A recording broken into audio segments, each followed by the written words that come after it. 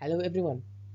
In this session, we'll learn how to compute the sum of the absolute differences between consecutive numbers in a given array. Let's dive right in. The goal is to calculate the sum of the absolute differences between every pair of consecutive numbers in the array. This operation is common in data analysis and numerical computations. Here's the call logic.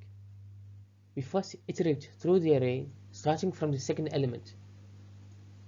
We then calculate the absolute difference between adjacent elements, and then we accumulate the result. Simple and effective.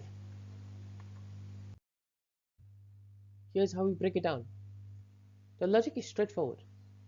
By starting at the second element and working backwards to calculate differences, we efficiently sum up all differences in the array. This example demonstrates how the function computes the sum of differences step by step. Starting from the first pair, the sum accumulates to 10. In this case, we see a more complex array.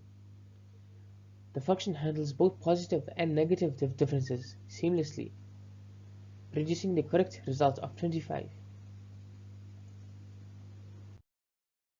The ES6 version uses reduce, a functional programming approach that is concise and eliminates the need for explicit loops. It is an elegant alternative for experienced developers. The insights on performance indicate that the algorithm is efficient, operating in a linear time with a minimal memory overhead, and always considers edge cases like empty or single element arrays in implementations. In summary, we've successfully implemented and explored an essential computation in JavaScript. Remember to test your functions with various inputs to ensure reliability. Thank you for watching. If you enjoyed this video, please like, share and subscribe for more JavaScript videos. I will see you in the next one.